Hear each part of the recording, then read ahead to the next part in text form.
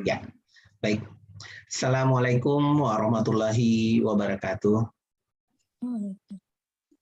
Innal hamdalillah nahmaduhu wa nasta'inuhu wa nastaghfiruh wa na'udzu billahi min syururi anfusina wa min sayyiati a'malina may yahdihillahu fala mudhillalah wa may yudlil fala hadiyalah.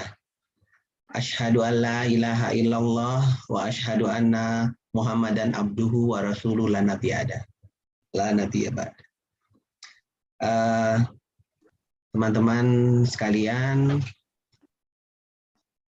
jamaah kajian Iluni 96, alhamdulillah segala puji kita panjatkan kepada Allah Subhanahu wa taala atas segala rahmat dan karunia-Nya, dan kita mohon pertolongan serta pengampunannya kepada kejelekan-kejelekan jiwa dan keburukan-keburukan amal perbuatan. Karena barang siapa diberi petunjuk oleh Allah, maka tidak ada siapapun yang dapat menyesatkannya. Dan barang siapa yang disesatkan oleh Allah, maka tidak ada siapapun yang dapat memberikannya petunjuk. Alhamdulillah kita bisa berkumpul pada kajian kitab Iluni FKUI 96 ini, dan hari ini masih diberikan kesehatan. Insya Allah selalu diberikan kesehatan dan tetap dapat beribadah kepada Allah Subhanahu wa taala sesuai tuntunan sunnah Nabi besar Muhammad sallallahu alaihi wasallam. Begitupun teman-teman dan keluarga kita yang sedang sakit, insya Allah segera diangkat penyakitnya dan diberikan kesembuhan dan dapat beraktivitas seperti sedia kala. Adapun hari ini kita masuki sesi kedua, yaitu kajian kitab panduan amal sehari semalam, karangan Abu Ihsan Al-Azhari dan Ummu Ihsan. Pada sesi kedua ini kita insya Allah akan membahas bab 1 sampai dengan bab 3. Nanti akan dipandu oleh Bapak Ustadz Ahmad Susilo yang alhamdulillah sudah bergabung dengan kita pada sore hari ini. Dan di akhir acara nanti insya Allah kita berkenan Pak Ustadz untuk memimpin doa untuk teman-teman kita dan keluarganya yang sakit, insya Allah segera disembuhkan penyakitnya, dan bagi kita semua dapat selalu dilimpahkan kesehatan. Baik, tidak memperpanjang waktu, saya selaku moderator persilahkan kepada Pak Ustadz Ahmad Susilo untuk menyampaikan tentang panduan amal sehari semalam ini. Silakan Pak Ustadz. Baik, jazakallahu khairan. Bismillah. Assalamualaikum warahmatullahi wabarakatuh. Alhamdulillahi rabbil alamin, hamdan katsiran tayyiban mubarakan fih kama yuhibbu rabbuna wa yarda. Ashhadu an la ilaha illallah wahdahu la syarika lah wa anna Muhammadan abduhu wa rasuluhu la nabiyya ba'da. Allahumma salli wa sallim wa barik ala Muhammadin wa ala alihi wa ashabihi ajma'in wa man tabi'ahum bi ihsan ila yaumiddin, amma ba'd. Ya ayyuhalladzina amanu taqullaha haqqa tuqatih wa la tamutunna illa wa antum muslimun. Ya ayyuhalladzina amanu taqullaha wa qulu qawlan sadida yuslih lakum a'malakum wa yaghfir lakum dhunubakum wa may yuti'illaha wa rasulahu faqad faza fawzan 'azima. Ma'asyiral muslimin wal muslimat, jamaah Majelis Taklim dari kajian Iluni FKUI 96 yang semoga dirahmati Allah. Alhamdulillah pada kesempatan sore hari ini kita kembali diperjumpakan oleh Allah Subhanahu wa taala bertepatan dengan tanggal 8 Zulhijjah yang insya Allah kita besok memasuki hari Arafah. Semoga besok kita bisa melaksanakan saum Arafah yang Rasulullah katakan saumu yaumu Arafah yukaffiru sanati ma baqiya wal madiyah. Saum satu hari di hari Arafah Semoga menghapuskan segala kesalahan dan dosa setahun yang lalu dan setahun yang akan datang. Semoga Allah memberikan kekuatan pada kita, dan insya Allah kita besok bisa melaksanakan saum Arafah. Salawat serta salam semoga terlimpahkan, tercurahkan kepada Nabi kita Rasulullah Muhammad SAW. Semoga tercurah kepada seluruh keluarga, sahabat, dan seluruh pengikutnya hingga yaumil akhir. Baik, Bapak Ibu jamaah sekalian yang semoga dirahmati Allah, di sesi kedua ini kita akan membahas kajian di kitab, yakni berkaitan dengan panduan amal sehari semalam. Setelah kita membahas secara bahwa betapa pentingnya kita beramal ibadah, dan segala sesuatu kebaikan bisa bernilai menjadi amal ibadah, asal syaratnya kita bisa menjalankannya dengan baik dan dilaksanakan dengan ilmu, dan tentu saja dengan niat yang ikhlas. Untuk itu, kita akan membahas kitab ini, dan insya Allah pada pertemuan pertama tentang bahasan kitab ini, kita akan membahas 3 subbab sekaligus. Yang pertama adalah berkaitan dengan niat yang ikhlas, kemudian di dalam beramal meneladani sunnah Nabi SAW, dan kita yang ketiga, bab ketiga, yaitu menjadikan seluruh amal-amal kita, perbuatan kita bisa bernilai ibadah. Untuk itu kita awali dari nomor 1, yakni tentang niat yang ikhlas. Bagi para jamaah yang telah memiliki kitabnya, bisa dibuka di halaman yang ke-11. Niat yang ikhlas. Ikhlas termasuk adalah salah satu indikator kesempurnaan agama Islam. Sifat bagi pemilik derajat yang tinggi dan syarat diterimanya satu amal saleh di sisi Allah adalah ikhlas. Sebab segala sesuatu bergantung dengan ikhlas. Dan ikhlas itu adalah bentuk daripada niat kita. Dan niat kita harus dibuktikan dengan keikhlasan.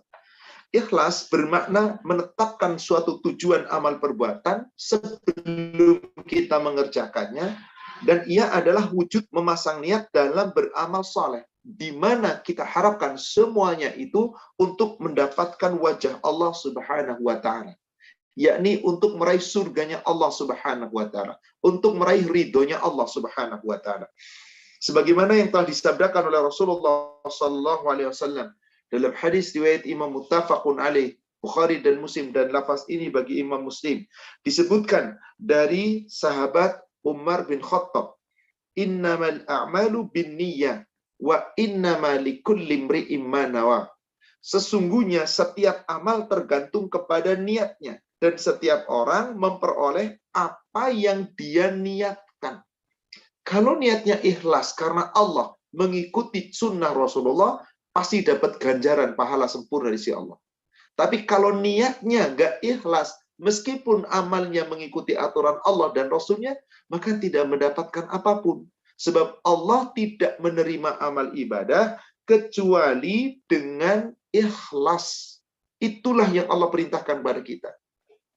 Di dalam surat Al-Bayyinah, yakni surat 98, insya Allah kita semuanya hafal. Salah satunya di ayat yang kelima.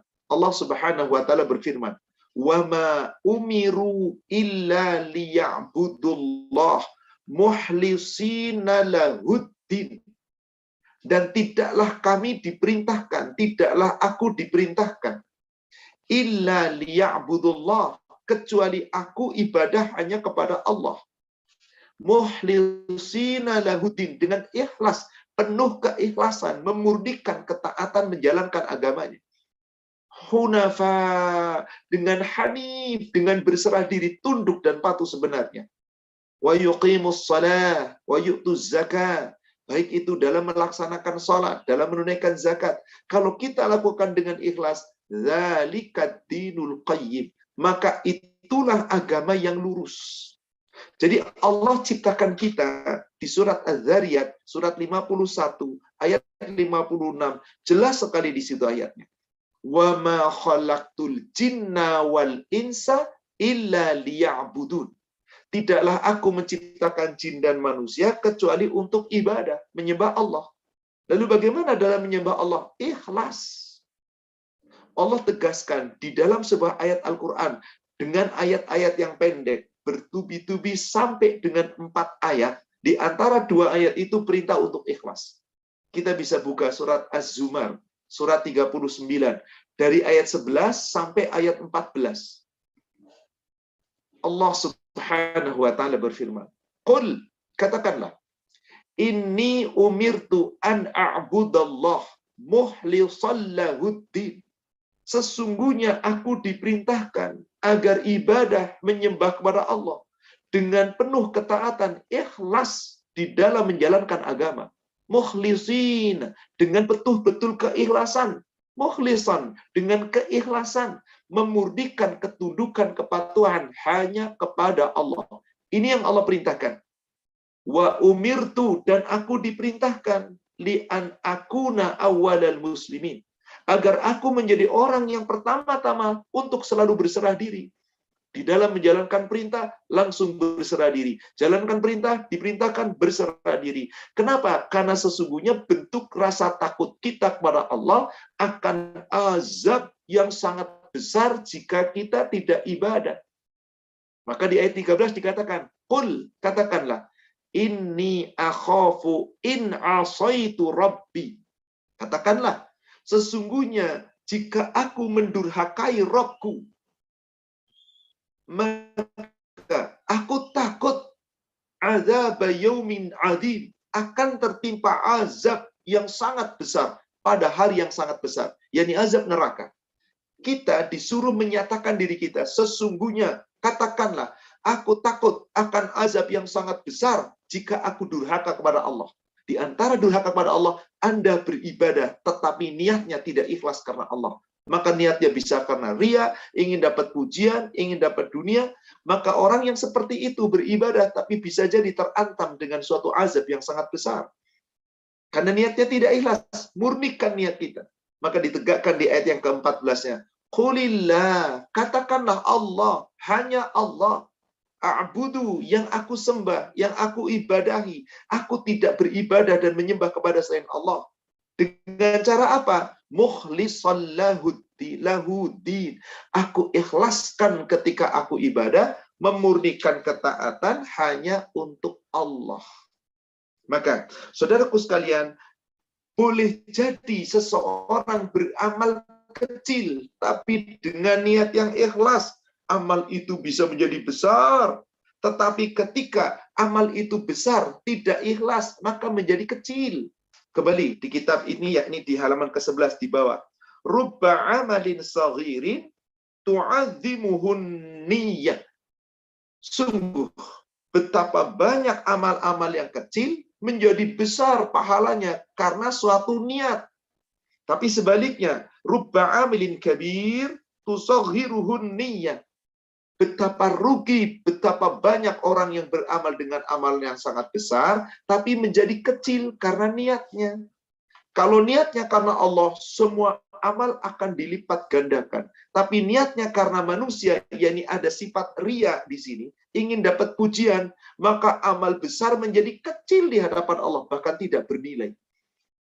Maka di dalam hadis yang diriwayatkan oleh Imam Abu Daud, An-Nasa'i, Rasulullah sallallahu alaihi wasallam, dari Mahmud bin Labid, Rasulullah sallallahu alaihi wasallam bersabda, "Inni akhafu ma akhwafa alaikum asyirkul asghar." Sesungguhnya yang paling aku takutkan dari kalian, yakni syirik yang kecil. Apa itu syirik yang kecil? Ar-riya, riya, yakni orang beramal bukan niat ikhlas karena Allah. Maka semua amal yang dilakukan bukan karena Allah, lenyap. Allah tidak memberikan penilaian sedikit pun. Maka khusus untuk niat, ibu, bapak, jamaah sekalian yang semoga dirahmati Allah. Allah mengingatkan kita di surat Al-Baqarah, surat 2, ayat 264.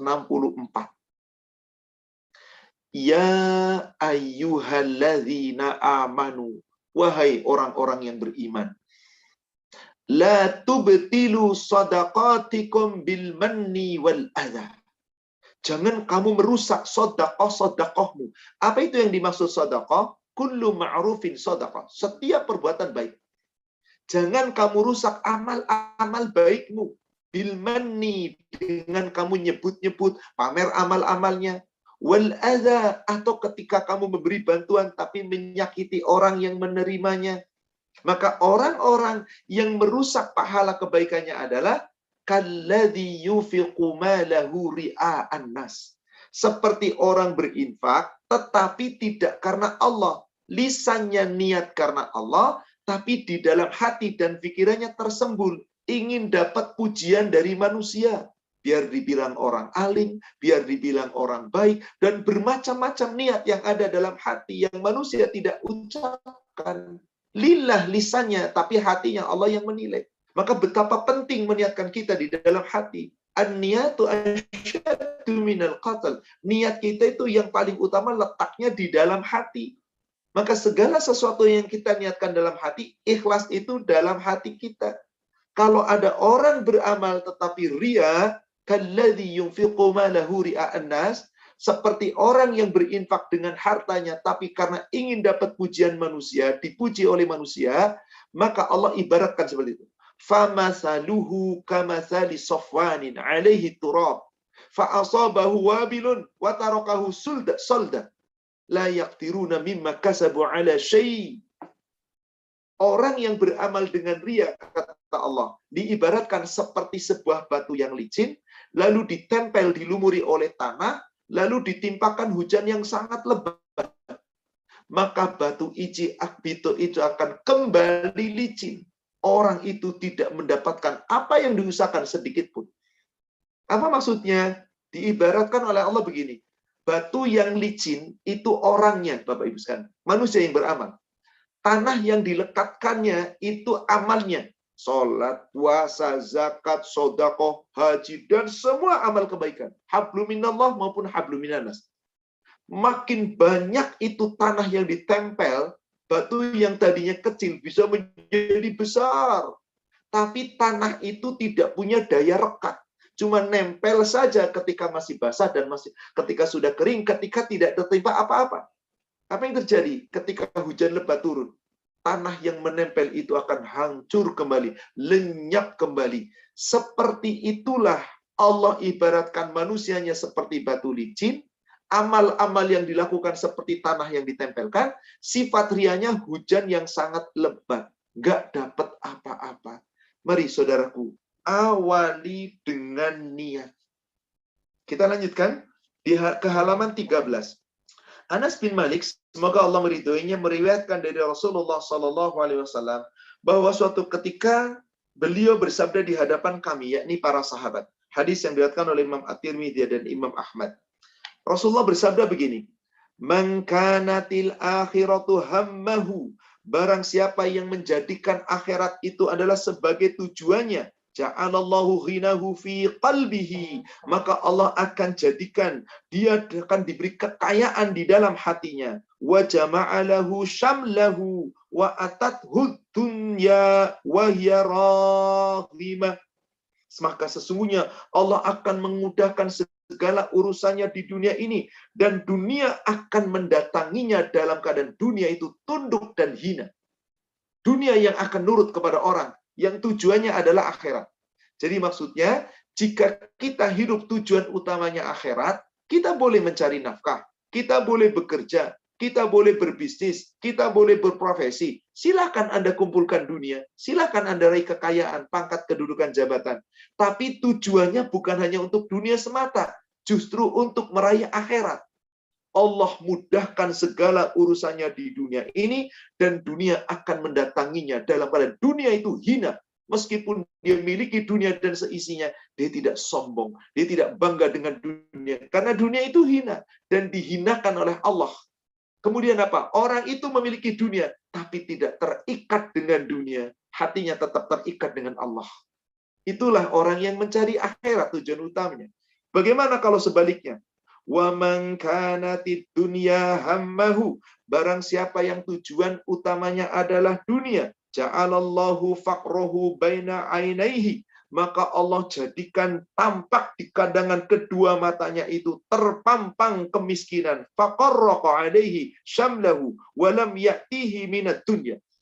Terpampang di hadapan kedua matanya sebuah kemiskinan, dan urusan yang dilakukan di dunia akan berantakan, dan Allah tidak akan memberikan. Di sini bahkan dikatakan, walam ya'tihi minad dunya, tidak akan didapatkan dari dunia itu illa ma qaddara lahu, kecuali yang memang Allah telah takdirkan. Apa maksudnya? Orang yang hidup di dunia, tujuan utamanya hanya dunia, dia hanya akan meraih dunia. Dunia dimiliki, tapi di pandangan matanya kayaknya miskin, kurang terus. Itulah Rasulullah mengibaratkan, apabila manusia punya harta satu lembah, dia ingin punya dua lembah. Sudah dapat dua lembah, masih ingin punya tiga lembah. Seperti itulah manusia nggak pernah puas. Kenapa? Karena tujuannya dunia. Maka dia kumpulkan dunia, seakan-akan miskin. Tidak pernah merasa kaya. Karena kurang terus. Meskipun hakikatnya dia sudah kaya. Maka urusan akhiratnya jadi berantakan. Karena dunia yang terpikirkan. Maka nggak diberi oleh Allah tentang dunia, kecuali memang apa yang telah Allah takdirkan. Kemudian di ujung daripada lembaran halaman ke-13, di sini ada sebuah pertanyaan untuk kita sendiri. Sudahkah Anda berniat untuk beramal soleh hari ini? Kenapa? Karena seseorang berniat, kalau niat baik belum dijalankan sudah dapat pahala 1. Jika dijalankan dapat pahala 10 sampai 700 kali lipat ganda. Jika dia niat amal buruk, sebelum dijalankan belum ditulis. Kalau tidak jadi dijalankan, dia dapat pahala kebaikan 1. Kalau dijalankan, dia dapat dosa 1. Satu amal kebaikan pahalanya 10 kali lipat, bahkan 700 kali lipat lebih. Sementara pahala keburukan cuma 1, sebanding betapa Allah Maha Pemurah. Mari kita sama-sama simak hadis ini. Innallaha katabal hasanat wasayyi'at. Sesungguhnya Allah telah menetapkan perbuatan baik dan perbuatan buruk. Summa baina dzalik, kemudian dijelaskan tentang kebaikan dan keburukan tadi.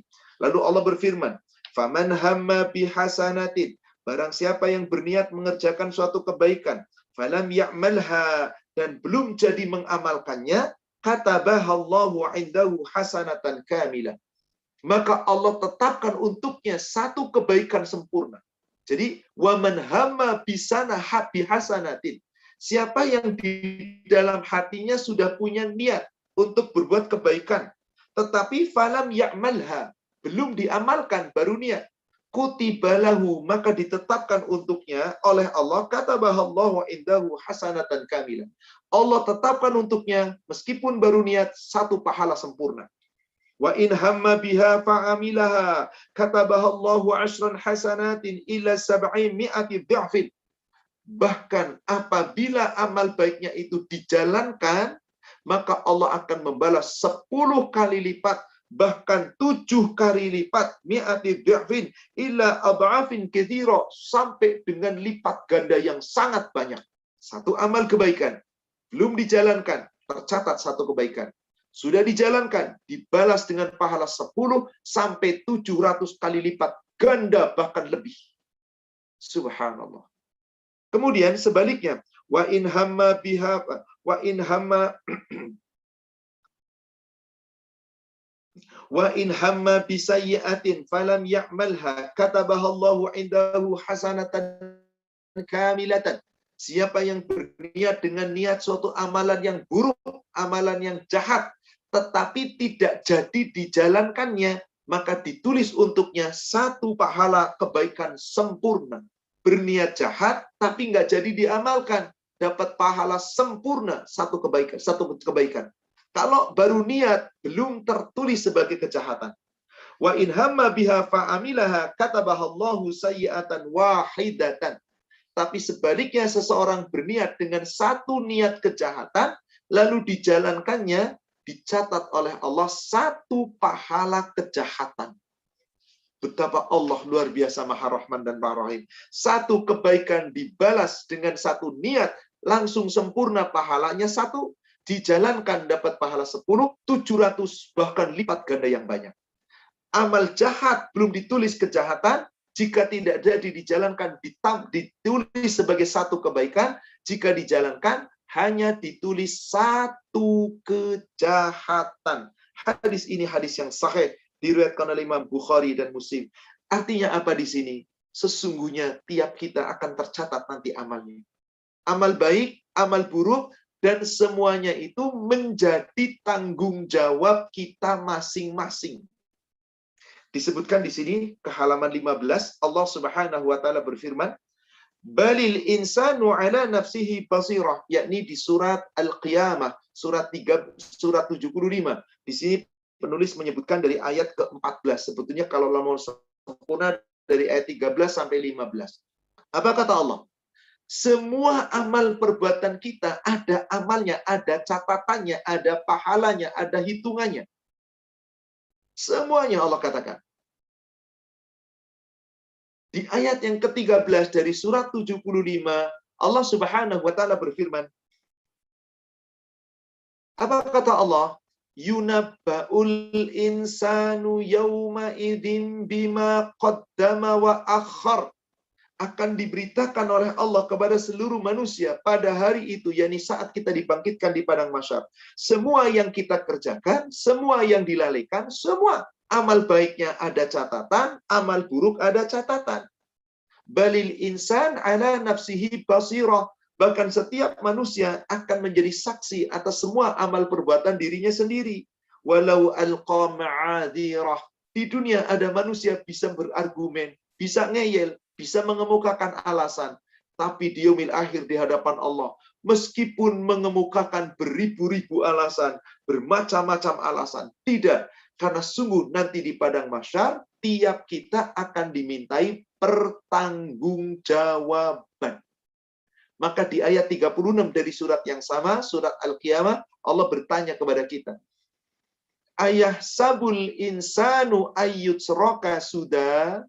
Apakah manusia mengira bahwasanya mereka dibiarkan begitu saja tanpa pertanggungjawaban? Saudaraku seiman, apakah tidak ada pertanggungjawaban? Jangan pernah mengira itu. Ada pertanggungjawaban. Amal baik akan dipertanggungjawabkan, amal buruk juga akan dipertanggungjawabkan. Maka mari kita langkah ke halaman 16. Jangan remehkan amal kebaikan meskipun terlihat kecil. Jangan meremehkan amal kebaikan meskipun terlihat kecil. Banyak orang mengira kalau amal kecil ya sudahlah, amal kecil. Sekecil apapun amal diperhitungkan oleh Allah. Amal baik kecil tetap dibalas, bahkan tadi lipat ganda balasannya.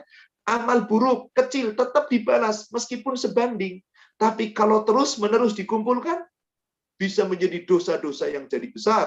Amal baik terus-menerus dikumpulkan, bisa menjadi amal-amal besar.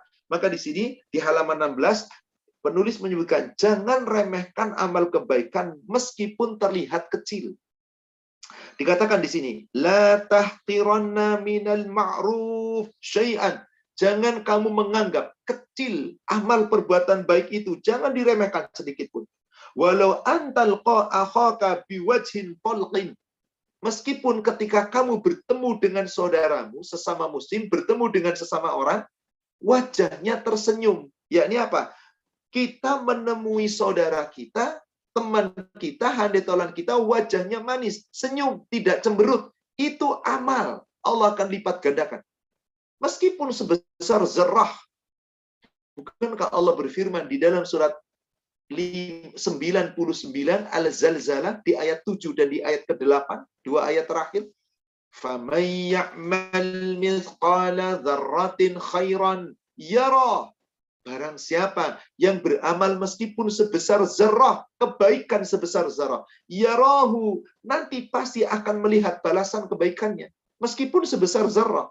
Sebaliknya di ayat 8, bukan cuma amal baik saja, wa may ya'mal mithqala dzarratin syarran yarah.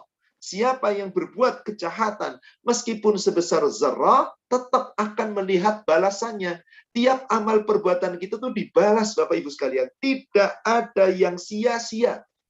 Sekali lagi, tidak ada yang sia-sia dalam amal perbuatan kita. Semuanya akan dipertanggungjawabkan di hadapan Allah Subhanahu wa taala. Maka jangan menganggap remeh amal, meskipun kecil. Nanti semuanya itu akan ditimbang oleh Allah.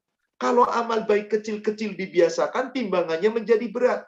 Amal buruk kecil-kecil dibiasakan, timbangannya pun bisa menjadi berat. Dan Allah nanti yang akan menetapkan. Lihat surat Al-Anbiya, surat 21, ayat 47.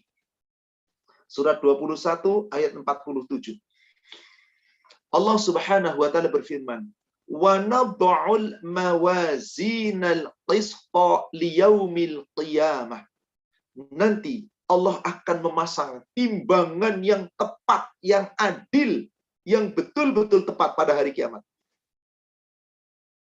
Fala tudhlamu nafsun syai'a. Tidak ada seorang pun yang dirugikan oleh Allah, meskipun hanya sedikit. Wa in kana mithqala habatin min khardalin. Meskipun yang kamu perbuat itu hanyalah seberat biji sawi, amal kecil sekali. Ataina biha. Allah pasti akan mendatangkan pahalanya. Kalau itu amal baik, pahala kebaikan. Kalau itu amal buruk, pahala keburukan. Dan pasti Allah katakan di ujung ayatnya, wa kafa bina hasibin. Kita nanti dihisap oleh Allah. Cukup kita yang menjadi perhitungan timbangan amal itu. Maka saudaraku sekalian, jangan dianggap remeh. Di sini diceritakan oleh penulis, ada seorang laki-laki yang minum anjing, kemudian dengan itu Allah berikan hidayah, sehingga gara-gara amal remeh hanya meminum anjing, lalu dia ikhlas, dilipat gandakan pahalanya, Allah berikan hidayah, sehingga dengan itu dia tinggalkan kejahatan, jalannya menjadi selalu lurus. Ada laki-laki di surga, kenapa bisa? Karena menyingkirkan sebuah rintangan di jalan. Jangan dianggap remeh. Kalau kita melihat ada sesuatu di jalan, misalkan botol plastik, misalkan, kenapa nggak kita ambil, kita sisihkan? Ada sesuatu yang mengganggu di jalan, kita ambil supaya orang tidak terganggu. Maka amar-amar remeh seperti itu jangan diremehkan. Bahkan amal buruk pun jangan diremehkan. Ada seorang wanita yang mengurung kucing, tidak diberi makan, dianggap remeh. Akhirnya apa? Masuk neraka. Kenapa? Termasuk kejahatan. Maaf, bukan berarti kita ngasih minum anjing pasti ke surga, ngurung kucing pasti ke neraka. Tidak, tidak. Maksudnya hadis ini adalah mengingatkan kita, amal-amal kecil jika kita lakukan dengan ikhlas dan itu kebaikan, bisa menyebabkan rahmat Allah, hidayah Allah, karunia Allah, sehingga kita akan dibimbing untuk selalu berbuat baik. Amal-amal kecil berupa kesalahan dan dosa, kalau kita anggap remeh, dibiarkan oleh kita, bisa jadi kita akan dibiarkan oleh Allah sehingga di dalam kesesatan. Akhirnya apa yang terjadi? Keburukan dilakukan besar, dia tidak merasa. Karena sudah terbiasa melakukan kejahatan, akhirnya hawa nafsunya yang diikuti. Bukan Allah yang diikuti. Jadi berhati-hatilah. Jangan menganggap remeh amal kecil. Coba kita buka surat 45. Surat Al-Jasiyah. Ayat yang ke-23. Ada orang yang hawa nafsunya karena sudah terbiasa dengan amal kecil, lalu dibiarkan kecil-kecil dianggap remeh, sampai Allah tutup hatinya. Akhirnya apa? Hawa nafsunya dijadikan Tuhannya, bukan Allah sebagai Tuhannya. Allah bertanya di situ, afara'aita man ittakhadha ilahahu hawa? Apakah kamu pernah memperhatikan orang-orang yang mengikuti hawa nafsunya sebagai Tuhannya? Hawa nafsu dijadikan menjadi Tuhannya. Kalau ada orang sudah mengikuti hawa nafsu, yang tadinya dosa kecil dibiarkan, kecil ini, akhirnya bertumpuk-tumpuk, akhirnya dosa besar dianggap remeh. Fa'adhallahu Allahu ala ilmin. Allah akan biarkan orang yang seperti itu sesat sepengetahuan ilmu Allah. Wa khatama ala sam'ihi. Allah akan tutup tuh lama-lama pendengarannya. Wa qalbihi, Allah tutup hatinya. Wa ja'ala ala basarihi hishawa. Akhirnya Allah tutup di antara pandangannya, ada penutupan, ada pandangan pembatas yang menutupi. Maka kalau Allah sudah biarkan orang itu sesat, wa may yahdihi min ba'dillah, adakah yang bisa memberikan petunjuk setelah Allah biarkan orang itu sesat? Kenapa? Karena menganggap dosa-dosa diremehkan, kecil-kecil bertumpuk. Contoh sederhana. Orang yang biasa melalaikan sholat tetap sholat, tapi dilalaikan. Maksudnya apa? Sholatnya dinanti-nanti. Akhirnya apa? Pertama mundur sholat, itu rasa berdosa. Ya Allah, kenapa saya mundurin sholat? 2 kali, 3 kali, nggak apa-apa, yang penting sholat. Lama-lama ninggalin sholat. Berat saya ninggalin sholat. 2 kali, 3 kali, 4 kali, nggak apa-apa, yang penting saya baik. Seperti itulah. Maka jangan anggap remeh amalan-amalan kecil. Wallahu a'lam. Kita lanjutkan. Kita masuk kepada poin 2, yakni bab kedua. meneladani sunnah Nabi. Setelah kita beramal dengan niat yang ikhlas, ingat, amal akan dinilai baik kalau kita menjalankan amal itu mengikuti contoh Nabi, teladan Nabi. Maka dalam urusan ibadah, ibadah kita itu harus mencontoh Nabi.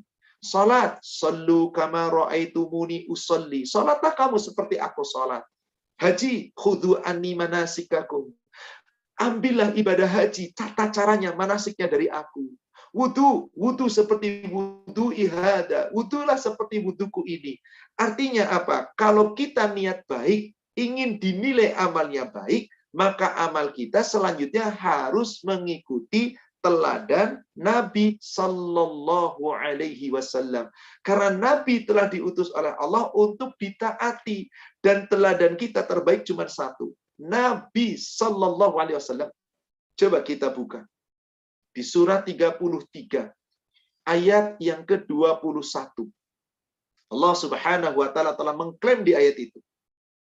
Laqad kana lakum fi rasulillahi uswatun hasanah liman kana yarjullah wal yaumil akhir wa dzakarallaha katsira.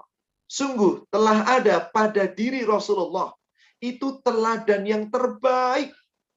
Teladan untuk kita umat Islam hanyalah satu, Muhammad sallallahu alaihi wasallam. Hanya itu, teladan kita hanya Rasulullah. Liman kana yarjullah, bagi orang yang betul-betul mengharap perjumpaan dengan Allah, yakni mengharapkan kehidupan akhirat, wal yaumil akhir, dan menghadapkan kehidupan di yaumil akhir dengan nikmat, berjumpa dengan Allah dan Rasulnya. Wa dzakarallaha katsira, dan bagi orang yang banyak mengingat nama Allah, menyebut nama Allah, teladan kita itu adalah Rasul. Maka orang yang lebih mementingkan kehidupan akhirat, pasti di dalam ibadahnya akan mencoba meneladani Rasul. Tapi orang yang lebih mementingkan kehidupan dunia, maka mereka yang penting saya ibadah, nggak peduli apakah seperti teladan Rasul atau tidak. Na'udzubillah. Seperti itulah orang kafir yang tidak mau. Apakah umat Islam mau mengikuti seperti orang kafir? Maka di sini di halaman ke-19 Allah Subhanahu wa taala berfirman, "Bal tu'thirunal hayatad dunya." Bahkan kebanyakan manusia itu, terutama orang-orang kafir, lebih menginginkan kehidupan dunia. Padahal kata Allah, "Wal akhiratu khairu wa abqa." Negeri akhirat itu lebih baik dan lebih kekal.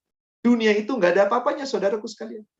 Maka mari, orang yang betul-betul ingin menemui Allah di yaumil akhir, pasti dia akan menjadikan semua amal ibadahnya yang diawali niat ikhlas dengan Allah, agar diterima Allah, dikabul oleh Allah, maka dia akan meneladani Rasul. Karena Allah perintahkan, ikuti Rasul dalam urusan ibadah. Karena ibadah itu ada syariatnya. Ikuti dia. Siapa yang mendapat syariat? Rasul. Mari, di sini penulis di halaman 19 bagian paling bawah menyebutkan surat Ali Imran, surat 3 ayat 31.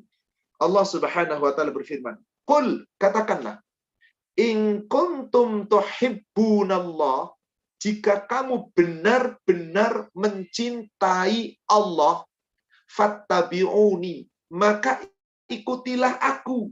Siapa yang sedang berbicara? Rasulullah sallallahu alaihi wasallam. Jadi ketika ayat ini turun, Rasul diperintahkan oleh Allah menyampaikan kepada para sahabat, "Hai sahabatku sekalian," bayangkan seakan-akan sekarang kita mendengar kata-kata Rasul. Rasul disuruh Allah dalam ayat ini menyampaikan, "Jika kalian semua wahai para sahabat betul-betul mencintai Allah, kamu ikuti aku." Berarti ikuti teladan Rasul. Fattabi'uni, ikuti aku. Yuhibbukumullah. Kalau kamu mengikuti Rasul, Allah pasti mencintai kamu. Wa yaghfir lakum dzunubakum. Allah mengampuni dosa-dosamu. Wallahu ghafurur rahim. Allah Maha Pengampun dan Allah Maha Penyayang. Ayat ini diklaim oleh Allah, siapa yang ingin dicintai Allah dan ingin diampuni oleh Allah, berarti setiap amal ibadah kita syariatnya mengikuti contoh Rasul, meneladani tata cara Rasul. Itulah yang disebut syariat. Coba kita buka surat 45, ayat yang ke-18. Urusan syariat itu Allah hanya turunkan melalui Rasul, tidak melalui yang lain. Hanya Rasul. Maka ikuti syariat itu, jangan mengikuti yang lain. Allah firmankan di surat 45 ayat 18. Summa ja'alnaka ala syari'atim minal amr. Kemudian kami jadikan kamu berada di atas syariat. Yakni suatu aturan dalam urusan agama, dalam menjalankan perintah Allah. Itu semuanya ada syariatnya. Fattabi'ha. Ikuti syariat itu. Yakni syariat yang mana? Yang Allah ajarkan melalui Rasul. Ikuti. Fala tattabi' ahwa alladziina la ya'lamun. Jangan kamu mengikuti syariat yang diajarkan oleh orang lain yang bukan dari Rasul, yang mereka tidak mengetahui tentang syariat itu. Maka Bapak Ibu, sebelum kita beramal, kita wajib tahu apakah ini syariatnya datang dari Allah dan Rasul, apakah benar-benar ini sesuai dengan teladan Rasul. Kalau sesuai, mari kita jalankan. Jangan sampai kita tinggalkan. Insya Allah nanti pada bab berikutnya, di sini di amal sehari-hari, agar semuanya bernilai ibadah, maka seluruh rangkaian ibadah itu mengikuti teladan Rasul. Doa-doanya jelas, aturan tata caranya jelas. Sebenarnya apa? Kita beramal, lalu kita mengikuti sunnah Rasul. Insya Allah menjadi apa? Amalan mutaqabbala. Amal yang dikabulkan. Amal yang mana? Amal yang baik menurut Allah. Maka Rasulullah perintahkan kepada seorang sahabat namanya Mu'az bin Jabal. Ya Mu'az, la tada'anna dubura kulli salatin maktubah. Wahai Mu'az, aku berwasiat kepadamu, jangan pernah kamu tinggalkan. Setiap kamu selesai salat fardu, antakul, hendaklah kamu berdoa. Allahumma a'inni ala zikrika wa syukrika wa husni ibadatik. Wahai Allah, berikan aku kemampuan agar aku senantiasa mengingatmu, mensyukuri nikmatmu, dan beribadah dengan baik. Sebab ibadah yang diterima Allah adalah yang baik, bukan yang banyak. Bukan asal-asalan. Lihat, surat 67, surat Al-Mulk, ayat yang kedua. Surat 67, surat Al-Mulk, ayat yang kedua. Allah Subhanahu wa ta'ala berfirman, Alladzi khalaqal mauta wal hayata liyabluwakum ayyukum ahsanu amala. Allah yang digenggamannya semua kerajaan. Siapa dia? Alladzi khalaqal mauta wal hayat. Allah itulah yang telah menciptakan mati dan Allah pula yang menciptakan hidup. Liyabluwakum ayyukum ahsanu amala. Agar di dalam kehidupan ini Allah menguji kita manusia. Siapa di antara kamu yang amalnya paling baik? Siapa di antara kamu yang amalnya paling baik? Kalau amal kita baik, insya Allah dikabul oleh Allah. Itu yang kita minta. Tiap pagi Rasulullah berdoa. Dan kita insya Allah semoga berdoa. Tiap pagi menutup zikir pagi petang. Allahumma inni as'aluka ilman nafi'a wa rizqan tayyiba wa amalan mutaqabbala. Amal yang dikabul. Setelah selesai Ramadan, kita saling mendoakan. Taqabbalallah minna wa minkum. Taqabbal ya karim. Ya Allah, semoga Engkau mengabulkan seluruh amal ibadah kami dan amal ibadah kalian semuanya. Ya Allah, kabulkanlah, terimalah amal ibadahku ya Allah. Sebab dengan amal yang dikabulkan, pasti Allah berikan pahala. Dengan pahala itu Allah berikan pula ampunan. Dengan itu Allah akan berikan surga. Maka mari saudaraku sekalian, ikuti teladan Rasul. Satu-satunya yang diklaim oleh Allah. Yang wajib kita taati adalah Rasul. Maka siapa yang mentaati Rasul, benarlah dia. Yang enggak mentaati Rasul, silahkan, tidak masalah. Siapa yang ingin meraih surga, maka taati Allah, taati Rasul. Perintah Allah jalankan, teladani Rasulullah. Jaminannya surga, saudaraku sekalian. Coba kita buka An-Nisa surat 4 ayat 69. Surat 4 ayat 69. Allah Subhanahu wa taala berfirman, "Wa may yuti'illaha wa rasulah." Dan barang siapa yang betul-betul mentaati Allah dan Rasulnya, faulaika ma'alladzina an'amallahu 'alaihim. Maka sesungguhnya orang-orang yang betul-betul mentaati Allah dan Rasul-Nya, mereka itulah orang-orang yang akan ditempatkan oleh Allah bersama dengan orang-orang yang telah diberi oleh Allah nikmat atas mereka. Ditempatkan di mana? Di dalam surga. Bersama siapa? Minan nabiyyin, ditempatkan dengan para nabi. Wasiddiqin, dan ditempatkan dengan orang yang siddiq, yang jujur, yang benar. Wasyuhada, orang-orang yang mati syahid. Wassalihin, dan orang-orang yang saleh. Wahasuna ulaika rafiqa. Maka sungguh teman-teman yang masuk ke dalam surga dari kalangan orang yang saleh, orang yang mati syahid, orang yang senantiasa jujur dan benar dalam taat dalam ibadah. Insya Allah itulah teman yang terbaik. Semoga Bapak Ibu jamaah sekalian, wabil khusus para jamaah, yakni para jamaah dari alumni kedokteran UI, mendapatkan rahmat dan barokah Allah Subhanahu wa taala. Insya Allah senantiasa mendapatkan ridha Allah Subhanahu wa taala. Semoga menjadi teman yang terbaik yang dikumpulkan di surga. Baik itu ilmu FKUI 96 atau siapapun yang hadir di kajian kita, dan semoga kita dikumpulkan oleh Allah Subhanahu wa taala di dalam kenikmatan. Allah yang berikan jaminan. Berarti taati Allah, taati Rasul. Berarti dalam ibadah teladan kita hanya satu, Rasulullah. Silakan Anda mengikuti seorang ulama, silakan Anda mengikuti mazhab Hanafi, mazhab Maliki, mazhab Syafi'i, mazhab Hambali. Silakan, yang penting jangan cuma Anda mengatakan mengikuti mazhab, tapi Anda nggak tahu ilmunya. Kenapa? Karena mentaati Rasul itu dengan ilmu, tanpa ilmu nggak bisa. Seperti Bapak dan Ibu memiliki ilmu dalam urusan duniawi. Demi Allah, tanpa belajar nggak bisa kita punya ilmu. Maka demikianlah dalam urusan amal ibadah untuk bekal akhirat, kita wajib punya ilmu agar bisa mentaati Rasul dengan benar. Gimana kalau nggak mentaati Rasul? Silahkan. Nggak ada masalah. Tapi siapa ruginya? Dirinya sendiri. Maka di An-Nisa, di surat yang sama, ayat 80, di situ Allah berfirman, Mayyuti'ir Rasul faqad ata'allah. Siapa yang mentaati Rasul, sesungguhnya telah mentaati Allah. Siapa yang mentaati Rasul, sesungguhnya telah mentaati Allah. Wa man tawallau, tapi sebaliknya, barang siapa yang berpaling, yakni tidak mau mentaati Rasul, Allah cuma katakan begini, wa ma arsalnaka alaihim hafidha. Allah tidak mengutus Rasul Muhammad SAW untuk mereka, untuk kita semua, untuk menjadi pelindung. Rasul nggak melindungi kita. Rasul itu menyampaikan kebenaran. Rasul itu menyampaikan kebenaran. Ada kabar gembira, ada kabar peringatan, di mana kita harus mengikuti aturan-aturan Allah. Maka semua itu bisa kita jalankan dengan baik, afwan, jika kita punya ilmu. Maka saudaraku sekalian, jangan Anda beramal kecuali dengan ilmu. Sebagaimana Anda di dunia berbuat, pasti akan baik perbuatannya dengan ilmu. Bagaimana dengan amal ibadah? Kalau tanpa ilmu, akan dipintai pertanggungjawaban.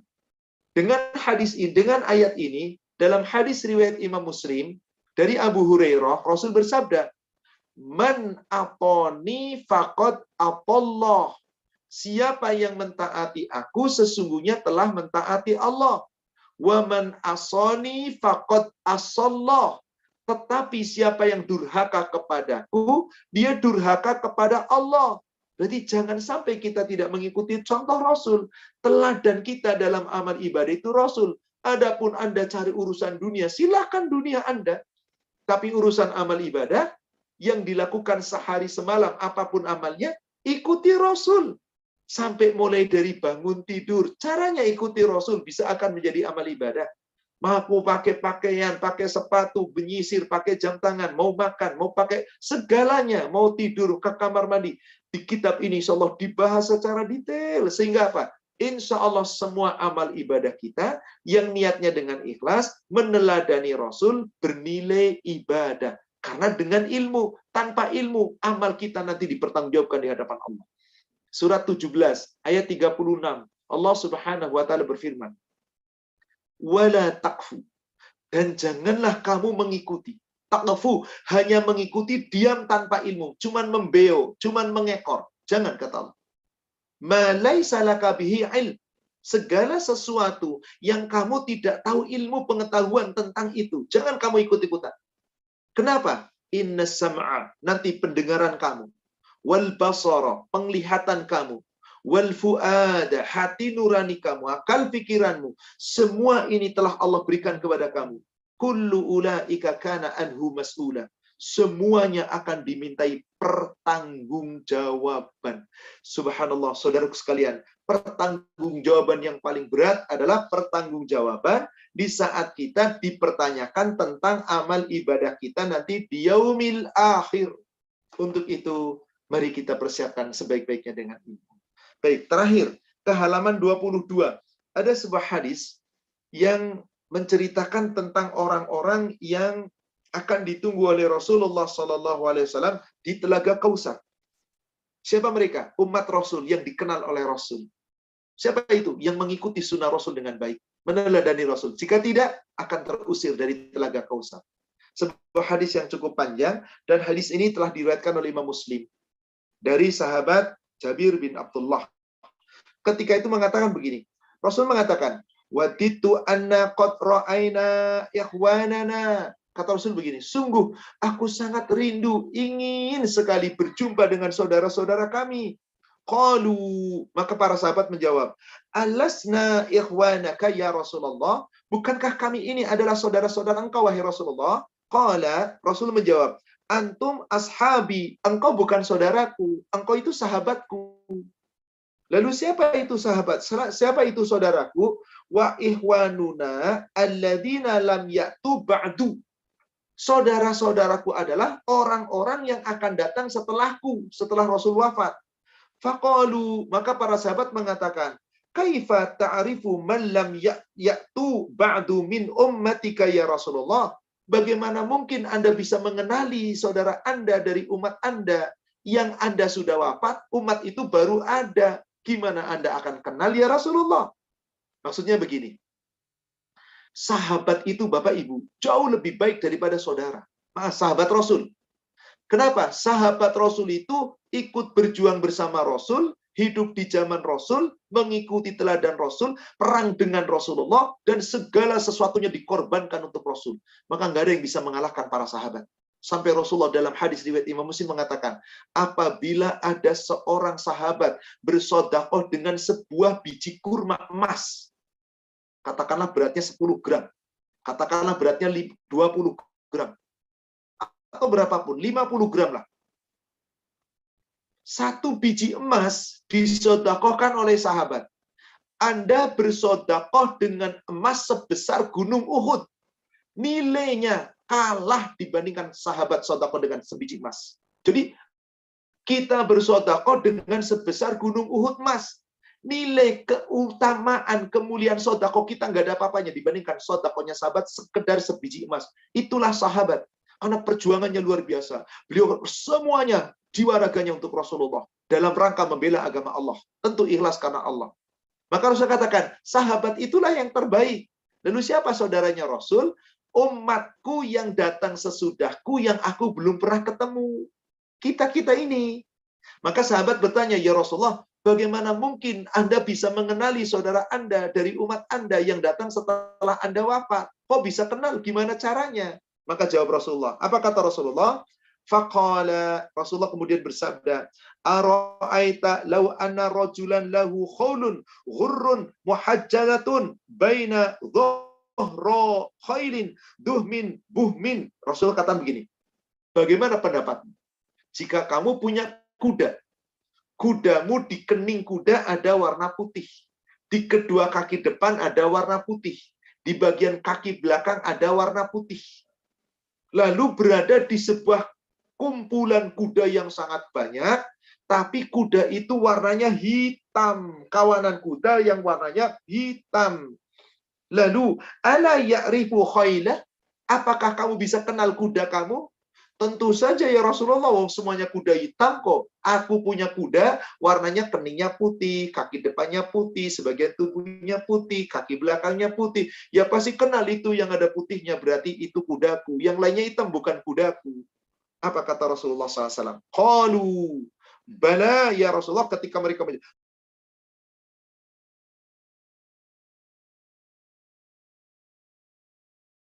maka kami tidak mengenalnya. Maka ketika itu Rasulullah SAW menjawab, qala fa innahum ya'tuna ghurran muhajjalina minal wudu wa ana faratuhum 'alal haub. Seperti itulah saudaraku. Nanti ketika dia berjumpa denganku di padang mahsyar, aku mengenali dia karena putih cemerlang bekas wudu yang benar dan sempurna. Maka Rasul perintahkan, wudu itu dengan sempurna, jangan asal wudu. Ikuti cara contoh wudunya Rasul, agar semua kebaikannya menjadi benar. Ini salah satu contoh. Maka orang yang wudunya sempurna, nanti wajahnya cemerlang, bagian dahinya kuningnya cemerlang, kedua tangannya cemerlang, kakinya cemerlang, karena bekas air wudu. Maka aku akan menunggunya di telaga Kausar. Tapi siapa yang hitam, yang tidak mengikuti contoh Rasul, dia tidak akan cemerlang, sehingga tidak akan dikenali oleh Rasul. Semoga dengan meneladani Rasul, kita akan dikenal oleh Rasulullah SAW. Wallahu a'lam, kita langsung menuju ke bab 3. Jadikan setiap amal bernilai ibadah. Jadikan setiap amal bernilai ibadah. Ingat, awali dengan niat tadi. Ikhlas karena Allah. Dan jangan menganggap remeh amal meskipun kecil. Rasulullah SAW dalam hadis riwayat Imam Bukhari dan Muslim. Dari Jabir bin Abdullah, beliau bersabda, kullu ma'rufin sadaqatun. Setiap perbuatan baikmu itu adalah sadaqah. Wa kalimatut tahlil sadaqah, wa kalimat takbir sadaqah, wa kalimat tasbih sadaqah, wa kalimat tahbid sadaqah, wa fi budnihi sadaqah. Sampai demikian. Dalam kemaluanmu, pada kemaluanmu, itu ada sadaqah. Sampai demikian. Ini penggalan hadisnya. Rasulullah hanya mengatakan di sini di halaman 23, wa fi bud'i ahadikum sadaqah. Pada kemaluanmu ada sadaqah. Maka Rasulullah SAW ditanya, ya Rasulullah, apakah apabila kami bergaul, yakni menggauli istri kami, suami istri berhubungan suami istri, dapat pahala? Kata Rasulullah, bagaimana jika kamu tempatkan di tempat yang haram? Kamu dapat dosa. Yakni ketika menggauli orang lain, berzina, dosa. Kalau menggauli istri yang sah, maka kamu dapat pahala. Subhanallah, sampai urusan hubungan suami istri, itu sedekah dapat pahala. Tapi maaf, caranya harus seperti Rasul. Awali dengan niat, dengan cara yang benar, tidak dalam keadaan lagi haid, dan seterusnya. Ada aturannya. Maka kalau ini, amal-amal itu bisa bernilai pahala. Kemudian di dalam hadis berikutnya yang diriwayatkan oleh Imam Bukhari, Rasulullah SAW bersabda, innaka lan tunfiqu nafaqatan tabtaghi biha wajhallah. Sesungguhnya seorang di antara kamu mengeluarkan nafkah yang dengannya engkau mengharapkan wajah Allah, illa ujirta 'alaiha, kecuali pasti akan dibalas dengan pahala. Kalau kita niatkan infak, ikhlas, sedekah sekecil apapun, tapi niatkan untuk jadi ibadah, bukan supaya saya dapat ganti yang banyak, dapat pujian dari orang dan seterusnya, maka nanti akan dapat pahala yang sempurna dari Allah. Bahkan hatta ma taj'alu fi famim ra'atika, hingga sesuatu yang engkau suapkan ke dalam mulut istrimu. Seorang suami nyuapin istri, katakanlah 1 suapan, itu subhanallah berupa pahala amal ibadah. Saudaraku sekalian, niatkan segala sesuatu yang kita lakukan bernilai ibadah. Mau tidur, jadikan tidur ibadah. Mau makan, jadikan makan ibadah. Pakai pakaian, celana, kaki, alas kaki, sepatu, dan seterusnya, jadikan bernilai ibadah. Mau bekerja, jadikan bernilai ibadah. Mau ke kamar mandi, jadikan bernilai ibadah. Semuanya itu bernilai ibadah. Jangan menganggap ibadah itu hanya sholat, puasa, baca Quran, zakat, haji. Jangan. Itu ibadah-ibadah mahdhah yang memang telah ditetapkan. Waktunya, aturannya, tata caranya, dan seterusnya. Adapun ibadah-ibadah yang biasa kita lakukan, semuanya. Makan, minum, berjalan, pakai pakaian. Orang kafir juga mengenakan itu. Orang penjahat juga berbuat seperti itu. Tapi mana yang membedakan? Orang beriman, jika diniatkan semata-mata ikhlas karena Allah, maka akan berubah bernilai ibadah. Tapi jika tidak diniatkan karena Allah, dan bukan diniatkan untuk kebaikan, maka tidak akan bernilai ibadah. Ibu, Bapak jamaah sekalian, yang semoga dirahmati Allah, dari jamaah Iluni FKUI 96, yang semoga dirahmati Allah. Subhanallah. Sebuah keterangan singkat, jelas, dan padat. Maka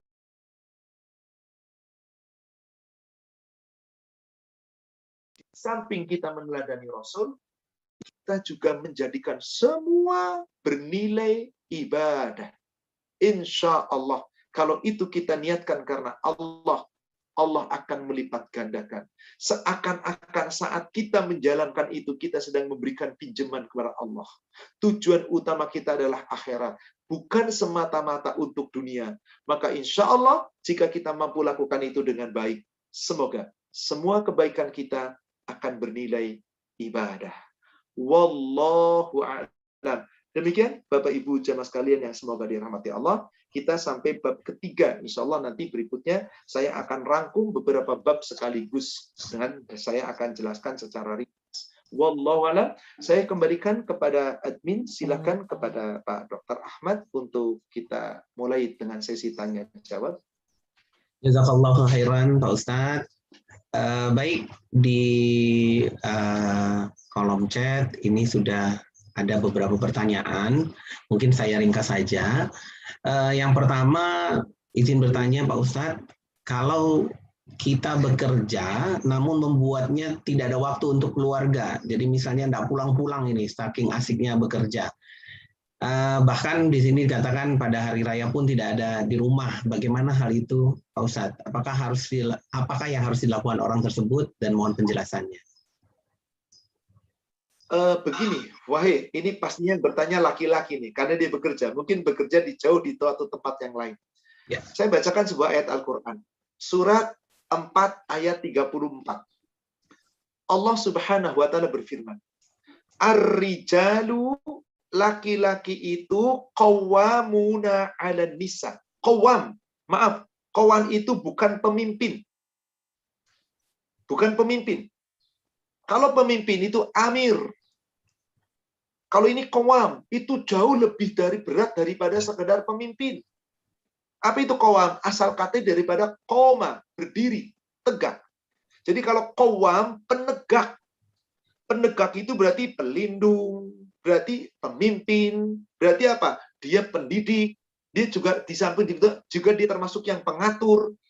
Wahai para laki-laki, tugas kita bukan hanya nyari duit, harus mendidik keluarga kita. Qawwam ini namanya, bukan cuma nyari nafkah. Kalau Anda sibuk nyari nafkah, katakanlah uang begitu banyak diberikan.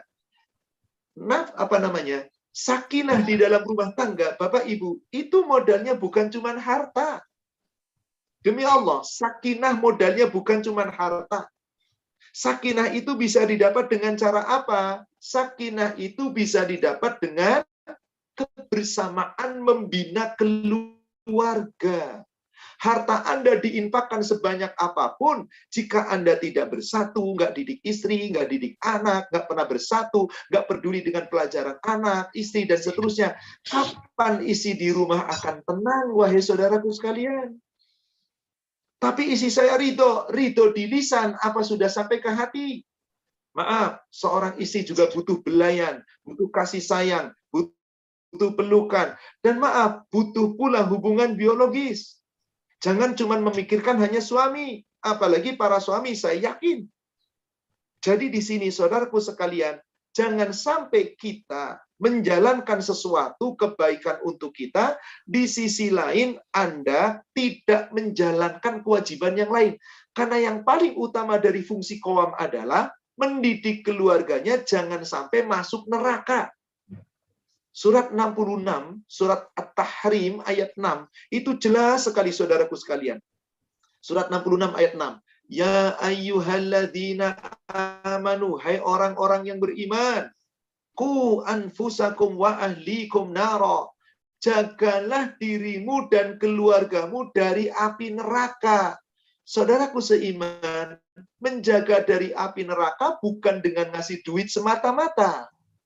Bukan membanggakan anak yang keren, yang pintar, yang cerdas semata-mata. Menjaga dari api neraka itu adalah mendidik. Itulah dia qawwam. Mendidik agama, memerintahkan ibadah, mengawasi, dan itulah melindungi. Kalau sampai naudzubillah, lebaran juga nggak di rumah. Ya mungkin suatu ketika boleh jadi karena memang ada tugas, tak ada masalah. Tapi kalau ini sering dilakukan, sibuk mencari nafkah, kemudian dia tidak betul-betul menjalankan dengan baik, lalu bagaimana akan kita mendapatkan kebaikan? Ibu, Bapak, jamaah sekalian yang semoga dirahmati Allah, ketahuilah, seorang istri tidak hanya butuh harta, seorang istri bukan hanya butuh itu, tapi butuh segala-galanya. Ingat yang paling utama di sini. Jaga dirimu dari api neraka. Artinya, seorang laki-laki kepala rumah tangga yang paling utama adalah bagaimana bisa menjaga keluarganya dari api neraka. Dan modal kita terhindar dari api neraka, saudaraku sekalian, bukan duit yang kita miliki. Bukan hanya Anda memiliki anak, tanpa Anda mendidik dengan ilmu agama. Coba kita buka surat 34. Surat Saba, ayat yang ke-37. Allah Subhanahu wa taala berfirman. Bagaimana Allah berfirman di dalam ayat tersebut? Allah katakan begini. Yakni wama Allah Subhanahu wa taala di ayat ke-37 Allah Subhanahu wa taala mengatakan, "Wama amwalukum wala auladukum billati tuqarribukum indana zulfa." Sekali-kali yang bisa mendekatkan dirimu kepada Allah bukan harta-harta kamu. Amal-amal bukan harta-harta kamu, anak-anak keturunan kamu. Anak yang pintar, yang cerdas, harta yang banyak, bukan itu yang bisa mendekatkan dirimu kepada Allah. Illa, kecuali man amana wa amila solihan. Yang bisa mendekatkan dirimu kepada Allah untuk masuk surganya Allah adalah imanmu dan amal solehmu. Wahai para laki-laki, para pemimpin, Anda wajib menjadikan istri Anda jadi istri yang solehah. Anda wajib jadikan anak Anda jadi anak yang soleh dan solehah. Iman dan amal soleh itu yang akan menyebabkan Anda dekat dengan Allah. Maka bukan semata-mata harta. Kalau semata-mata harta, subhanallah, mudah harta itu. Tiap orang juga bisa mencari. Tapi ketika kita betul-betul mempersiapkan diri kita, semuanya dengan iman, dengan amal soleh, lalu kita pun memberi harta, itulah yang terbaik. Para sahabat Rasulullah luar biasa. Tiap hari hampir ketemu. Kecuali ketika berperang dengan Rasulullah. Kadang-kadang sebulan, kadang-kadang 2 bulan. Jadi di sini, wahai para pemimpin, hendaklah kita mengetahui bahwa para istri pun butuh kebersamaan. Semoga Allah memberikan jalan keluar yang terbaik kepada penanya, sehingga bukan hanya sibuk mencari nafkah, tetapi bisa pula berjumpa dengan istri dan anak dan mendidik mereka dengan baik. Wallahu a'lam. Demikian. Ya, jazakallah khairan Pak Ustaz.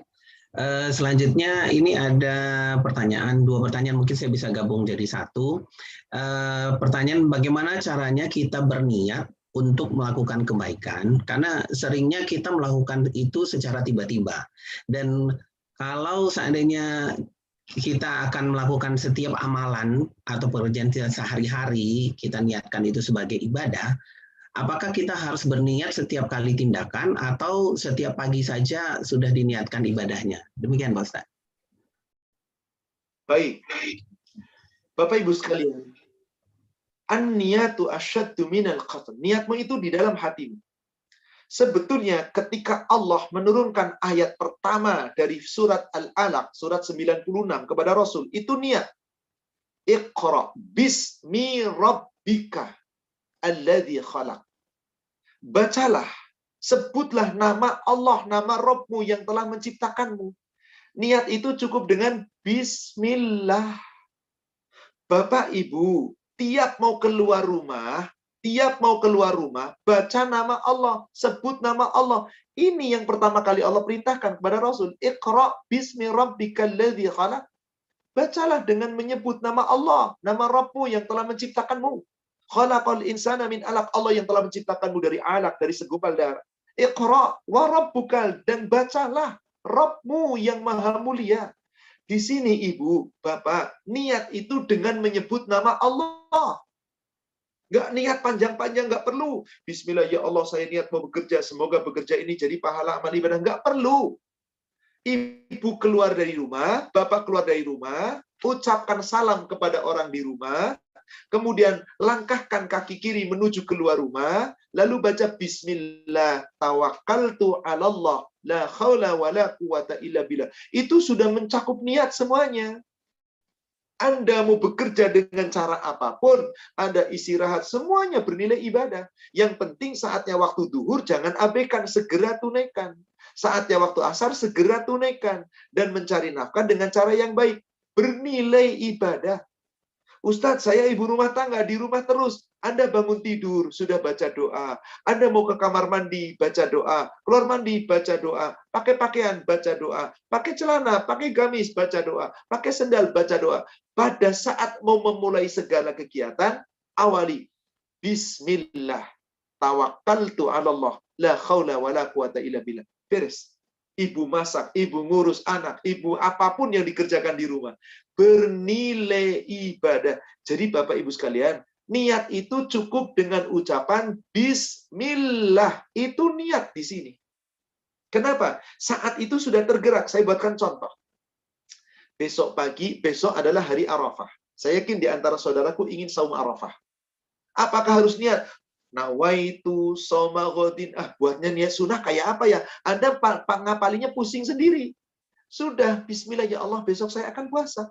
Dengan kita jam 3 bangun, makan sahur, di niat hati Anda, saya mau puasa besok. Itu niat Anda. Nggak ada lafaz niat nawaitul wudu, nawaitu soma godin, usoli. Itu niat yang dibuat oleh orang-orang yang memang bukan contoh dari Rasul. Katanya untuk memudahkan, bahkan sangat sulit terkadang. Ketika kita mau siap ibadah, nggak ngerti bahasa Arab, niatnya gimana Ustadz? Niatnya gimana Ustadz? Jadi bingung. Gimana kita niat mau berkurban? Tanggal 10 kita niat kurban. Kita sudah bayar. Bismillah ya Allah, terimalah kurbanku dan untuk keluargaku. Sudah beres. Rasul mengucapkan apa? Bismillah, Allahumma taqabbal minna.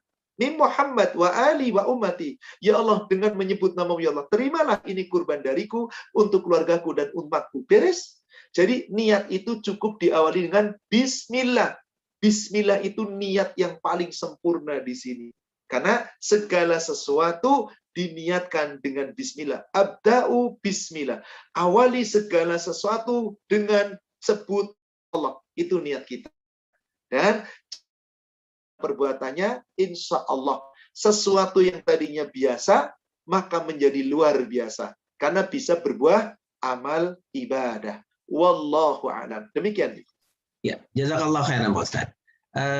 Selanjutnya ini ada pertanyaan. Ini agak kontradiksi nih Pak Ustaz. Ada orang yang nampaknya sehari-hari dia melakukan ibadahnya kuat, tapi dia suka berbuat zalim, lisannya tajam, serta jika memberi bantuan kepada orang lain, maka dia ingin mengendalikan orang yang dibantunya itu, atau mungkin bahkan sampai mengabdi kepadanya. Dan mengapa sholatnya tidak menolongnya? Bukankah sholat itu mencegah dari perbuatan yang mungkar? Mohon petunjuk, Pak Ustaz. Baik. Yang menjanjikan sholat itu mencegah dari perbuatan keji dan mungkar adalah Allah. Tidak mungkin Allah dusta. Tapi kenapa ada orang sholatnya baik, sholatnya rajin, puasanya rajin, umroh tiap tahun, haji juga sudah. Kenapa kok kalau memberi ingin mendapat ini, ingin menekan orang yang diberi, dan seterusnya, ngatur dan seterusnya. Maaf, janji Allah pasti benar. Pasti ada yang salah ini. Siapa yang salah? Yang melakukan. Coba kita buka tentang jaminan Allah, sholat itu mencegah dari perbuatan keji dan mungkar. Lihat surat 29 ayat 45. Surat 29, surat Al-Ankabut 45. Kalau kita jeli melihat ayat itu, Bapak Ibu sekalian, Allah perintah kita sebelum sholat ada perintah bacalah. Membaca. Tadi di surat 96 ayat 1, ayat 3, perintah bacalah dengan kalimat Iqra. Iqra bismika rabbikal ladzi khalaq. Iqra wa rabbukal akram. Iqra, bacalah itu bahasa Arabnya Iqra, qara'a, membaca. Iqra, bacalah. Sekarang Bapak Ibu perhatikan ayat 45. Allah perintah dengan apa? Iqra atau utslu? Ternyata Allah perintahkan dengan utslu. Allah tidak perintahkan dengan Iqra. Di mana letak perbedaannya Iqra dengan utslu? Saya gambarkan sederhana, Pak. Saya yakin bapak-bapak sebagai dokter, apakah dokter ahli, dokter spesialis, dokter umum, pasti belajar dari SD. Nggak mungkin tiba-tiba kuliah. Di antara anak SD, pelajaran pertama ketika kita SD, apa yang kita dengarkan? Mempelajari atau kita cuma baca? Baca. Belajar baca. Baca-baca. Matematik paling 1 tambah 1. Paling yang sederhana itu kelas 1 dulu. Beda dengan kelas 1 sekarang. Subhanallah. Udah harus hafal hitung-hitungan. Yaitu keterlaluan. Hanya dunia yang dikejar. Harusnya cukup membaca. Apalagi kita lihat anak TK. Kita lihat anak kita ketika ke masjid, ke musola. Mau ngapain, nak? Mau ikro. Apa yang dia ikro? Baca Quran. Cuman baca huruf hijaiyah. Yang penting baca. Ngerti artinya nggak? Sama sekali nggak ngerti. Nggak penting. Yang penting ikro. Membaca. Nah, bapak kuliah sampai lulus sarjana. Ada yang kumlot, ada yang jadi guru, ada yang jadi profesor, doktor. Kira-kira cuma membaca atau mempelajari, Bapak Ibu? Saya yakin, seyakinnya Anda nggak cuma baca. Nah, perintah Iqra cukup dibaca, Anda nggak usah pelajari, nggak usah paham, nggak usah ngerti. Tapi kalau ada perintah utslu, itu maknanya adalah baca dan pelajari sehingga kamu paham yang kamu baca untuk kamu jadikan bekal sholat. Jadi ibu bapak, sebelum kita sholat, kita harus paham dulu bacaan sholat yang kita baca. Al-Quran yang kita baca. Pahami, resapi, maknai. Kalau kamu sholatnya benar dengan memahami seluruh bacaannya, dengan meyakininya, Allah berikan jaminan di situ. Inna sholata tanha 'anil fahsya'i wal munkar. Maka yang diperintahkan Allah itu, orang sholat, jangan sholat sebelum Anda paham dulu. Paham dulu baru sholat. Tapi jangan dibalik. Ustaz, saya belum paham. Kalau gitu nggak usah sholat dong. Keliru. Anda harus cari paham dulu. Seperti Anda mahasiswa, nggak usah ikut ujian kalau nggak pernah belajar. Ah, nekat ujian nggak bakal lulus demi Allah. Maka ada proses pembelajaran. Umat Islam itu sebelum beramal ada proses pembelajaran dulu, saudaraku sekalian. Tadi di surat 17 ayat 36, belajar cari ilmu karena akan dipertanggungjawabkan. Kalau sholat Anda sesuai dengan ilmu yang benar, pasti sholatnya benar. Boleh jadi orang sholat tadi, sholat tapi tanpa ilmu, yang penting sholat. Rajin Ustadz, rajin sholat belum tentu baik. Rajin sekolah belum tentu lulus. Tapi harus belajar. Makanya saudaraku sekalian, jika ada orang kok sholatnya baik, kok habluminanas sejelek, ini yang salah adalah oknum. Orang itu pasti ada masalah. Sebab apa? Orang yang niatnya ikhlas karena Allah, nggak mungkin menekan orang yang diberi. Bahkan subhanallah, ada sebuah ayat, indah sekali ayatnya. Orang yang masuk surga, siapa dia? Coba lihat surat 76. Surat 76, yakni surat Al-Dahr, Al-Insan, dari ayat ke-8 dan ayat yang ke-9, itu menceritakan ayat 5 sampai ayat 7, tentang penghuni surga, yang diberi minum dari air kafur, yakni yang air itu meluncur di sungai di surga. Lalu di ayat 8, kenapa dia bisa masuk surga? Yufuna binadrin, wa yakhafuna yauman, kana syarruhu mustatira. Mereka orang-orang yang menunaikan nazar-nazar. Mereka yang takut kepada suatu hari di mana azabnya itu merata di mana-mana. Sehingga di dunia banyak berbuat baik. Apa kebaikannya? Ayat 8. Wa yat'imuna ta'am. Mereka itu memberi makanan, bersedekah, berinfak, membantu bantuan ala hubbihi, dari yang dicintainya, miskinan kepada orang miskin, wa yatiman kepada anak yatim, wa asiro kepada orang-orang yang ditawan, orang-orang yang sedang dalam keadaan kesusahan. Perhatikan ayat 9, Bapak Ibu. Apa yang diinginkan ketika dia membantu? Innama nut'imukum liwajhillah. Sambil mengatakan, sesungguhnya kami memberi bantuan kepada kamu, memberi makanan, memberi sedekah, hanya karena mengharapkan wajah Allah, mengharapkan keridhaan Allah. La nuridu minkum. Aku membantu kamu, tidak minta balasan apa-apa dari kamu. Wala syukuro, aku membantu kamu tidak supaya kamu mengucapkan terima kasih kepadaku. Ini namanya ikhlas, Ibu. Ini namanya ikhlas, Bapak. Dan berat sungguh. Tapi kalau ada orang membantu tapi menekan, biar dia tambah nurut, biar dia tambah menghargai, biar dia menghormati. Kalau nggak begitu, nggak akan dibantu. Ini sudah tanda orang itu na'udzubillah tidak ikhlas. Mari jadikan pelajaran bagi kita. Nggak perlulah kita menilai orang. Kalau toh ada orang seperti itu, kita doakan semoga orang itu akan diberi hidayah. Yang penting kita jangan mencontoh keburukannya. Demikian, wallahu a'lam. Jazakallah khairan Pak Ustaz. Ini mungkin pertanyaan yang terakhir Pak Ustaz.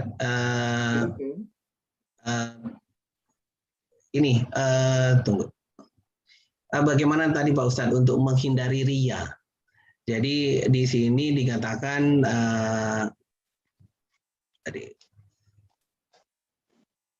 dia melakukan kebaikan, kemudian kita kan di era sosial media yang lagi marak ini Pak Ustadz. Jadi melakukan kebaikan, kemudian dia posting nih, kemudian dia mendapatkan pujian. Terus bagaimana caranya untuk mengantisipasi agar pujian ini tidak menjatuhkan dia menjadi ria. Dan satu lagi, ada dosa-dosa kecil itu juga akan dipertanggungjawabkan. Bagaimana kalau seandainya nih kita membunuh kecoa yang masuk ke rumah gitu karena mengganggu, itu apakah itu dosa dan bagaimana yang harus kita lakukan? Demikian Pak Ustadz. Baik. Pertanyaan pertama, kita berbuat baik. Sekarang dari era, waduh, di medsos itu luar biasa. Apa macam-macam yang namanya problem. Asli namanya ada yang TikTok lah, ada yang macam-macam. Ada YouTube, ada segala macam. Kita bisa men-share. Di saat itu dapat pujian, Ustadz gimana caranya supaya tidak ria?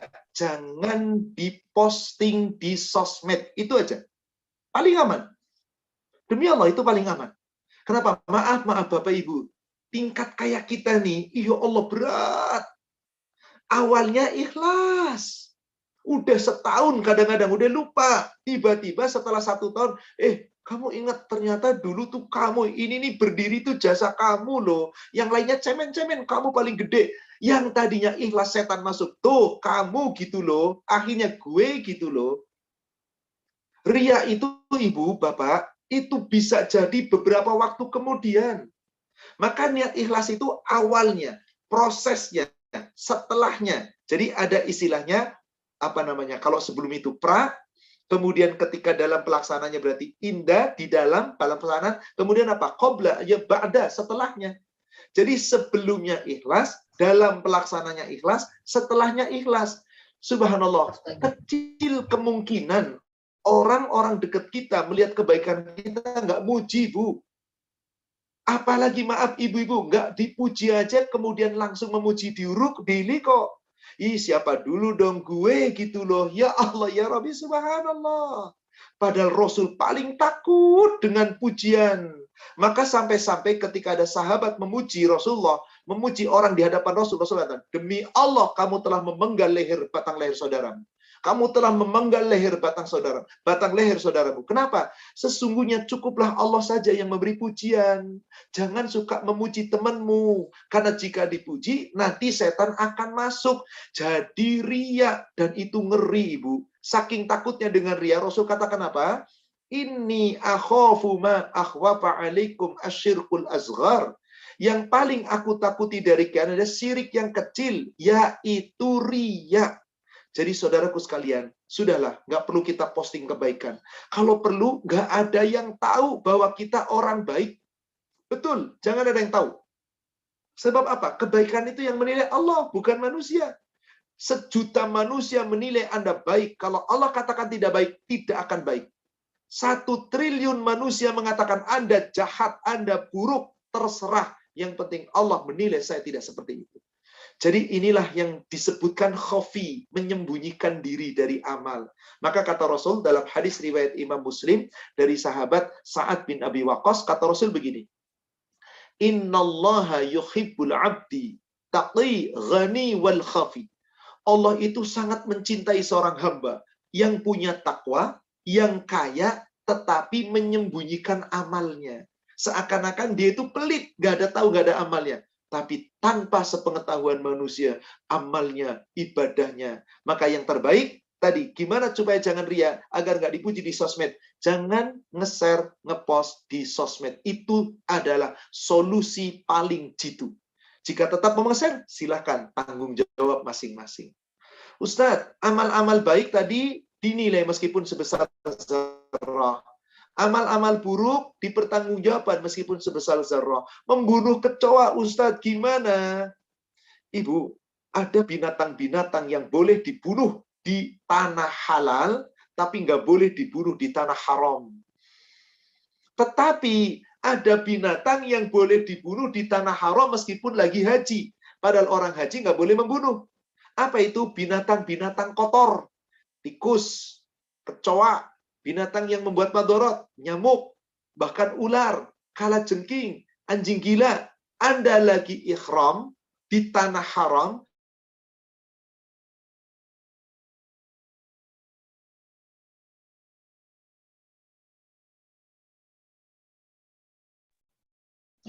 Ada Pak Ustadz. sepertinya ada gangguan Ya, sebentar. Anda ada sedang juga sih. ikhram di tanah haram, membunuh binatang itu halal. Jadi ketika ibu membunuh kecoa, halal, mubah. Bahkan membunuh cicak, Anda dapat pahala. Satu kali bunuh, langsung mati, pahalanya lebih gede. Kan Rasul katakan, cicak itu penjahat kecil. Wallahu a'lam, hadisnya sahih riwayat Imam Muslim. Artinya apa di sini? Kita membunuh kecoa, kita membunuh tikus, kita membunuh nyamuk, kadang-kadang membunuh semut. Sepanjang bukan kita menikmati pembunuhan itu, kita bunuh karena itu binatang kotor yang bisa menimbulkan penyakit, maka insya Allah itu perbuatan mubah yang dihalalkan, yang tidak ada pertanggungjawabannya. Tapi kalau menyakiti manusia meskipun dicubit, meskipun hanya lewat lisan, jangankan lisan. Ini nih, ada suuzon dalam hati, apalagi ada dengki, itu dipertanggungjawab di hadapan Allah. Maka Rasul mengingatkan kita. Kata Rasulullah dalam hadis riwayat Imam Muslim dari sahabat Abu Hurairah, wa iyyakum, hendaklah kalian berjauh diri dari apa? Wal hasad, dari dengki. Fa inal hasad yakulal hasana kama yakulan narul hatab. Sebab sifat dengkimu nggak diketahui orang, tapi hati Allah tahu. Bisa memakan kebaikan-kebaikan kamu seperti api memakan kayu bakar. Subhanallah. Mari Bapak Ibu, jangan remehkan tadi. Amal kecil dibiasakan menjadi besar, dosa kecil dibiarkan bisa menjadi besar. Semoga kita memperbanyak istighfar, perbanyak amal soleh, istighfar dan amal soleh kita, dan sholat kita yang dilakukan dengan tartil, dengan baik, insya Allah menggugurkan kesalahan dan dosa-dosa. Semoga apa yang kita uraikan di sini bermanfaat, dan insya Allah semoga kita diberikan kekuatan oleh Allah, hidayah di atas jalan yang hak, untuk tetap bisa istiqamah di atas jalan yang benar. Dan semoga Allah mengabulkan amal ibadah kita. Amin. Ya Rabbal Alamin. Wallahu a'lam. Jazakallah khairan Pak Ustaz. Mungkin karena keterbatasan waktu, kita cukupkan kajian kita kali ini, dan insya Allah kita akan bertemu di bab berikutnya pada tanggal 21 Agustus insya Allah. 21 Agustus. Dan sebelum kita tutup acara, mungkin perkenan Pak Ustadz untuk memimpin doa untuk kesehatan Bapak, Ibu, kita semua. Sekalian, di antara rekan-rekan dari Bapak, alumni FKUI 96, ada yang keluarganya sedang sakit, yang sedang teruji oleh Allah kesehatannya, atau mungkin dengan kesulitan-kesulitan. Mari kita doakan mereka dengan keikhlasan kita, dengan kekhusyuan. Semoga Allah mengabulkan doa kita, sehingga saudara kita, handai tolan kita, rekan-rekan kita yang dalam keadaan sakit, dalam keadaan kena musibah, kesusahan, segera diangkat oleh Allah Subhanahu wa taala musibahnya, disembuhkan penyakitnya, dimudahkan segala urusannya. Untuk itu, mari kita semua yang hadir, kita khusyukkan diri kita sejenak, kita tundukkan wajah kita tundukkan hati kita boleh mengangkat kedua tangan kita mohon kepada Allah. Bismillahirrahmanirrahim. Lillahi Rabbil Alamin, hamdan yuwafi ni'amahu wa yukafi mazid. Ya Rabbana lakal hamd kama yanbaghi li jalali wajhika karim wa 'azimi sultanik. Allahumma salli ala Muhammad wa ala ali Muhammad. La ilaha illallahul azimul halim. La ilaha illallahu rabbul arshil azim. La ilaha illallahu rabbus samawati wa rabbul arshil karim. لا إله إلا الله رب السماوات ورب العرش الكريم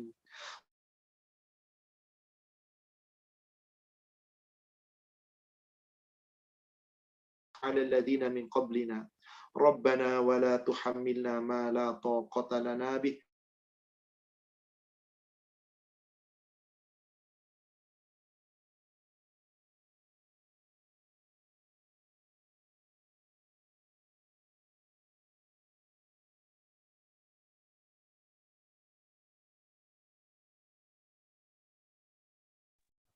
Maaf Pak Ustadz, itu masih ke unmute, ke mute.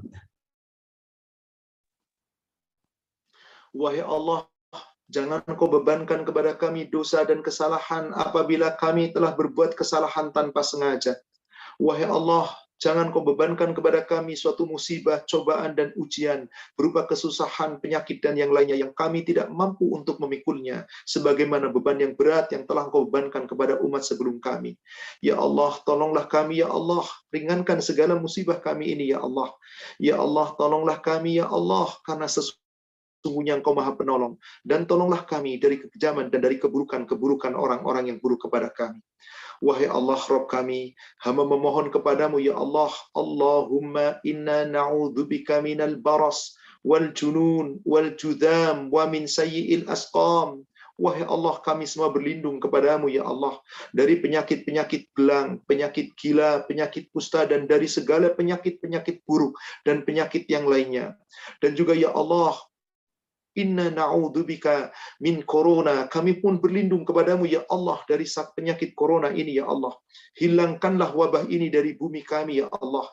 Hilangkan dengan kesempurnaan yang tidak meninggalkan wabah ya Allah. Allahumma inna na'udzubika min jahdil bala wa darakis syaqa wa su'il qada wa syamatatil a'da. Wahai Allah, sesungguhnya kami semua berlindung kepadamu ya Allah dari keadaan yang berat, dari kesengsaraan, dari buruknya takdir yang Kau timpakan kepada kami, dan dari segala bencana yang menimpa kami dan kegirangan musuh yang senantiasa girang dengan apa yang kami alami. Allahumma inna na'udzubika min zawali ni'matik wa tahawuli afiyatik wa faj'ati niqmatik wa jami'i sakhatik. Wahai Allah, kami sesungguhnya berlindung kepadamu dari lenyapnya nikmat-Mu ya Allah, dari beralihnya keselamatan yang merupakan anugerah-Mu ya Allah. Kami berlindung kepadamu dari datangnya siksaan atau bencana yang Kau timpakan kepada kami secara mendadak datangnya ya Allah. Dan kami berlindung kepadamu dari segala semua kemurkaan-kemurkaan-Mu ya Allah. Wahai Allah, kepada saudara-saudara kami yang sedang sakit, Allahumma rabban nas adhibil ba'sa wasfi anta syafi' la shifa'an illa shifa'uk shifa'an la yughadiru saqama. Engkau yang telah menimpakan seseorang dengan penyakit ya Allah. Engkau yang telah memberikan penyakit ya Allah. Engkau pula yang akan bisa menghilangkan penyakit ya Allah. Tidak akan ada yang sanggup memberikan kesembuhan kecuali kesembuhan darimu ya Allah. Sembuhkan saudara-saudara kami yang sedang sakit ya Allah, dengan kesembuhan yang sempurna yang tidak menimbulkan penyakit yang baru. Ya Allah, apabila penyakit itu baik bagi kami, jadikan sakit itu menjadi penggugur atas segala kesalahan dan dosa-dosa kami. Jadikan menjadi pengokoh iman dan takwa kami, penguat kesabaran dan ketawakalan kami. Rabbana la tuzigh qulubana ba'da idh hadaitana wa hab lana min ladunka rahmah innaka antal wahhab. Rabbana ighfir lana wa liwalidayna wa lil muslimina wal muslimat wal mu'minina wal mu'minat al ahya'i minhum wal amwat innaka sami'un qaribun mujibud da'wat. Rabbana atina fid dunya hasanah wa fil akhirati hasanah wa qina adzaban nar. Wa akhiru da'wani alhamdulillahi rabbil alamin. Amin ya rabbal alamin. Semoga Allah mengabulkan doa kita. Demikian Bapak Ibu jemaah sekalian, kajian kita dan doa kita semoga menjadi kebaikan dan semoga Allah memberikan yang terbaik untuk kita semua. Demikian yang benar dari Allah yang disampaikan oleh Rasulnya. Yang salah saya menyampaikan yang penuh kekurangan dan kita manusia yang penuh kekhilafan. Semoga Allah memaafkan, mengampuni dosa kita. Mari Bapak Ibu saudaraku sekalian kita tutup dengan kafaratul majlis. Subhanakallahumma wa bihamdika asyhadu an la ilaha illa anta astaghfiruka wa atubu ilaik. Jazakallahu khairan Pak Ustaz. Alhamdulillah billahi taufik. Assalamualaikum warahmatullahi wabarakatuh. Wa jazakumullahu khairan untuk semua jamaah. Barakallahu fikum semuanya. Baik, saya mohon pamit Pak, saya bisa wujud. Oke. Terima kasih banyak Pak Ustaz. Assalamualaikum. Terima kasih Pak Ustaz. Alhamdulillah selesai kajian kita pada hari ini. Terima kasih kepada para jamaah yang masih tetap hadir pada